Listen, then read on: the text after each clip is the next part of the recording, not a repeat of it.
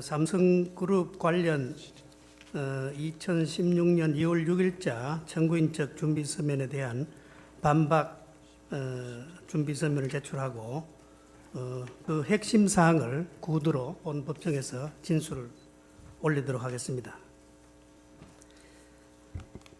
피청구인의 대리인들은 본건 탄핵 소추 이후 현재까지도 현재의 심판 대상이나 여전히 심판 대상이나 적용 법조가 특정되지 않고 오락가락하는 바람에 피청구인을 방어하는 데 큰 혼란과 어려움을 겪고 있습니다.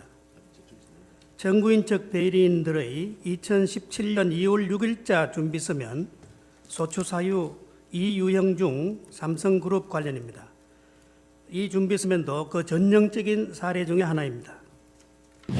국회의 탄핵소추 의결서를 보면 삼성그룹 관련 부분에 대하여 삼성그룹이 미르재단과 K스포츠재단에 합계 204억 원을 출연하였는데 이것은 2015년 7월 25일 피청구인과 이재용 부회장의 면담 시 삼성물산과 제일모직의 합병에 헤지펀드 엘리에스의 반대가 심하는 등 삼성그룹의 현안 문제에 대한 대화가 있었고 피청구인의 재단 출연 요청이 있었기 때문이며 이는 2015년 6월경 보건복지부 장관 문형표, 국민연금공단 기금운용본부장 홍완선이 삼성물산의 대주주인 국민연금공단에 작용하여 삼성물산과 제일모직의 합병에 찬성하는 결의를 한 것과 관련이 있다. 따라서 피청구인에게 뇌물죄와 직권남용 강요죄가 성립하여 법률 위배에 해당되고 대통령의 권력을 남용하여 삼성그룹의 금품 출연을 강요하고 뇌물을 수수함으로써 법치국가 원칙을 파괴하고 기업의 재산권을 침해하여 헌법을 위반하였다고 적시되어 있습니다. 그런데 이 2월 6일자 준비서면에는 피청구인과 삼성그룹의 관계에 대하여 정유라 성마특혜 지원 지시 운운하면서 원래의 소추 의결서에 포함되어 있지 않았던 새로운 사실관계를 기재한 뒤에 헌법 제46조 3항에 위반된다라고 주장하고 있습니다.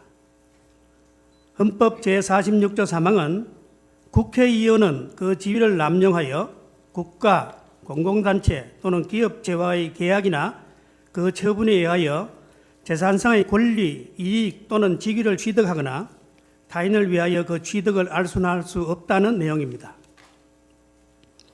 아마 청구인 측에서는 검찰의 최순실, 안종범에 대한 공소장을 근거로 피청구인을 뇌물죄, 직권남용죄 등 법률 위배 사유를 기초로 하여 탄핵 소추를 하였다가 헌법재판소의 심판 과정에서 뇌물죄 등 범죄 혐의를 인정할 만한 증거가 거의 없다는 사실을 알게 되자 당황한 나머지 당의 소추 사유의 불비를 메우기 위하여 부득이 국회의원의 헌법상 의무임이 명백한 헌법 제46조까지 무리하게 들고 온 것이 아닌가 생각됩니다.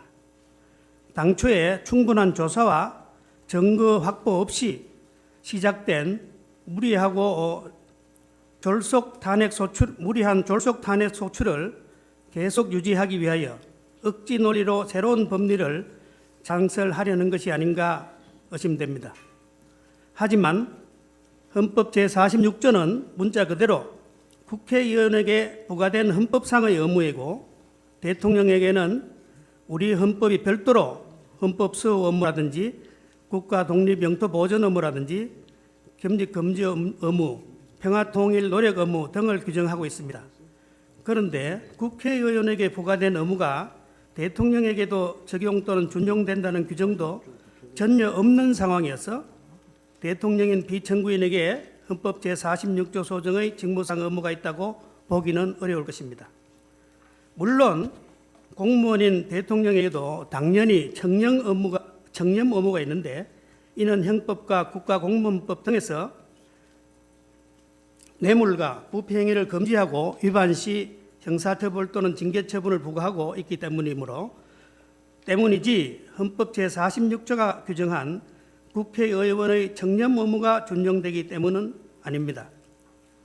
정부인 척 대리인들의 준비 서면에 기재한 사실관계는 객관적 증거에 의해서 입증되지도 않고 설사 그런 내용이 일부나마 인정된다 하더라도 뇌물죄가 성립되지 않는 이상 원래의 소추 사유가 이유 있다고 보기는 어렵다고 생각합니다. 그 이유를 설명드리면 아래와 같습니다. 헌법 제65조와 헌재법 48조는 대통령이 그 직무집행에서 헌법이나 법률을 위반한 경우는 국회가 탄핵소추를 의결할 수 있다라고만 규정되어 있습니다.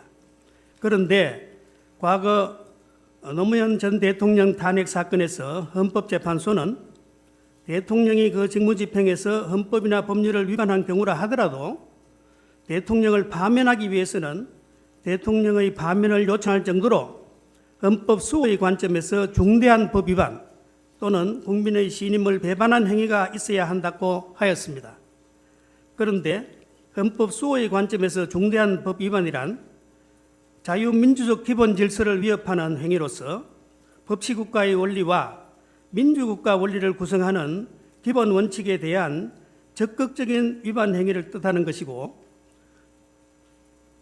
대통령의 파면을 요청할 정도로 국민의 신임을 배반한 행위란 예컨대 뇌물수수, 부정부패, 국가의 이익을 명백히 행하는 행위가 그 전형적인 예라고 하면서 그 사례로서 대통령이 헌법상 부여받은 권한과 지위를 남용하여 뇌물수수, 공금횡령 등 부정부패를 하는 경우라든지 공익실현의 의무가 있는 대통령으로서 명백하게 국익을 해야 하는 활동을 하는 경우라든지 대통령이 권한을 남용하여 국회 등 다른 헌법기관의 권한을 침해하는 경우 등의 대통령이 그런 경우에는 대통령이 자유민주적 기본 질서를 수호하고 국정을 성실하게 수행하리라는 믿음이 상실되었기 때문에 더 이상 그에게 국정을 맡길 수 없을 정도에 이르렀다고 보아야 한다고 판시한 바 있습니다. 그런데 피청구인이 문화융성이라는 정책을 수행하는 과정에서 삼성그룹 등에 대하여 기업의 사회공헌 차원에서 문화 및 체육 분야에 대한 후원을 부탁하여 공익목적 문화재단 법인인 미르재단과 K스포츠재단에 금품을 출연하도록 하였다고 하여 그러한 행위가 자유민주적 기본 질서를 역행하고자 하는 적극적 의사를 가지고 있었다거나 민주주의 원리를 구성하는 헌법상 기본 원칙에 대한 적극적인 위반 행위라고 할 수는 없으므로 헌법 수호의 관점에서 중대한 법 위반이라고 보기는 어렵다 하겠습니다. 한편 피청구인의 위와 같은 행위가 부정부패나 국가의 이익을 명백히 해야 하는 행위가 아니면 명백하므로 삼성그룹 관련 소추 사유가 뇌물수수의 법률 위배에 해당한다는 점이 입증되지 않은 이상은 국민의 신임을 배반한 행위로서 대통령을 파면할 사유가 되기는 어렵다고 하겠습니다.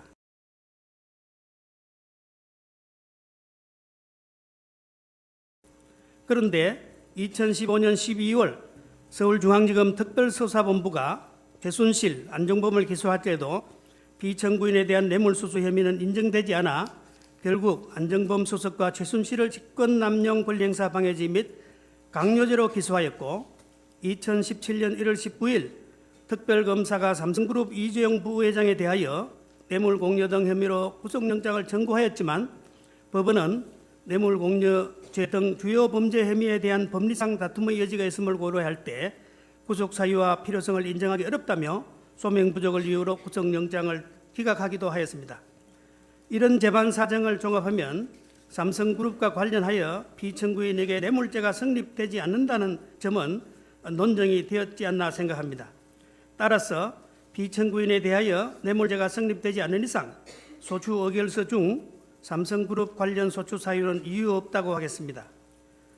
또한 피청구인에 대한 뇌물죄, 직권남용죄, 강요죄, 공무상 비밀누설죄 등 법률 위배 사항에 대한 소추 사유에 대해서는 별도의 준비 서면에서 법리 주장을 상세히 하겠습니다.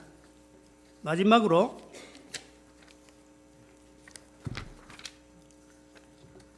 피청구인은 대통령 취임 이후 형제 자매마저 부정부패에 연루될 것을 우려하여 청와대에 출입하지 못하도록 조치하였고 주변 감독에 나름대로 엄정하게 대처하였습니다.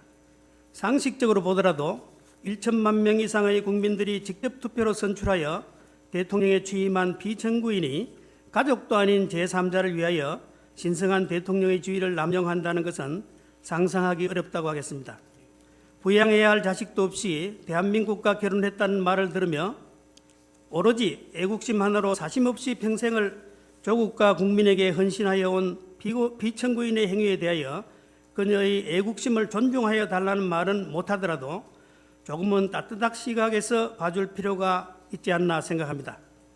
아무리 권력 주변에 기생하면서 자신들의 이권을 노리며 호가호위하는 무리들이 있었고 그들을 사전에 제거하지 못한 비천구인의 잘못은 따끔하게 나무라야 하겠지만 그러한 비천구인의 가오는 헌법상 임기가 엄중하게 보장되는 대통령의 직에서 파면할 정도의 잘못은 아니라고 생각합니다.